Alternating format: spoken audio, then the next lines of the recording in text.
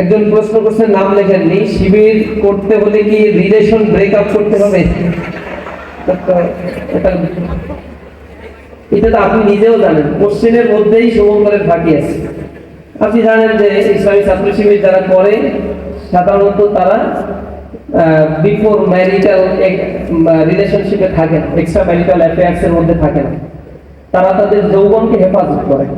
সুতরাং এই প্রশ্নটা ইসলামী ছাত্র শিবিরের ক্ষেত্রে ভ্যালিড না। অন্যদের ক্ষেত্রে গার্লফ্রেন্ড কয়টা আছে, কয়টা ছাড়লো, এইগুলো নিয়েই হচ্ছে তাদের প্রতিযোগিতা হয়। আমাদের ক্ষেত্রে ইসলাম যেহেতু আমাদের মূল ভিত্তি এবং আমরা যেহেতু মুসলিম, মুসলমানদেরকে ইসলাম যে ডিরেকশন গুলো দিয়েছে সেই ডিরেকশনটা আমাদেরকে ফলো করতে হয়। তো আমরা এর প্রতি লায়াবল, অবিডেন্ট এবং কমিটেড। এই কমিটমেন্টের জায়গায় আমরা বলি, যদি আমাদের শারীরিক সক্ষমতা তৈরি হয়, অর্থনৈতিক সক্ষমতা তৈরি হয়, তাহলে আমার রাসূল যেটা বলেছেন, ইয়া মাশারাশ শাবাব মান ইসতাতা মিনকুমুল বা'ত ফালইউযাওবিজ, হে যুবক সম্প্রদায়, এখানে যুবতীদেরকেও ডাকছে আল্লাহ রাসূল, বলছে তোমাদের মধ্যে যার সক্ষমতা আছে বিয়ে করে ফেলো।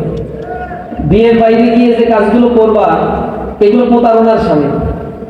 যদি তুমি ফ্রাঙ্কলি বলতে হয়, আমি অনেকগুলো ইউনিভার্সিটিতে আমার পড়ার সুযোগ হয়েছে, পাবলিক, একটা প্রাইভেট, বিভিন্ন প্রতিষ্ঠানগুলোতে আমি যে দেখেছি, সেখানে প্রেম করে একজনের সাথে, সংসার করে আর একজনের সাথে, সংসারের পরে আর একজনের সাথে আবার একটা বন্ধুত্বের সম্পর্ক রাখে।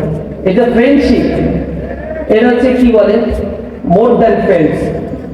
বন্ধুত্বের চাইতে মনে হচ্ছে অনেক বড় কিছু এটা। এই কারণে সংসার আবার টিকছে না। আপনারা যাবেন ঢাকা সিটি কর্পোরেশন সাউথ, সেখানে প্রথম আলো পত্রিকার রিপোর্ট দিচ্ছে, একটা সিটি কর্পোরেশনে 53,000 ডিভোর্স লেটার জমা হয়ে আছে, যেগুলো মাসওয়ারা হয়নি, মানে সমাধান হয়। আর সমাধান তো হয়ে গিয়েছে কোর্টের মাধ্যমে, একটা হিউজ অংশ। নিউক্লিয়াস ফ্যামিলি ডেভেলপ করছে সেখানে। এখানে বন্ডিংস, ফ্যামিলি বন্ডিংস গুলো হারিয়ে যাচ্ছে। পরকীয়া সম্পর্কের কারণে দুর্ঘটনা ঘটছে, সন্তানকে হত্যা করে ফেলছে, স্ত্রীকে হত্যা করে ফেলছে। এরকম ঘটনা বাংলাদেশের পত্রিকাগুলো খুঁজলে অহরহ একটা ঘটনা। কিন্তু ইসলামিক সোসাইটিতে এই জাতীয় ঘটনাগুলো ঘটার কথা ছিল না।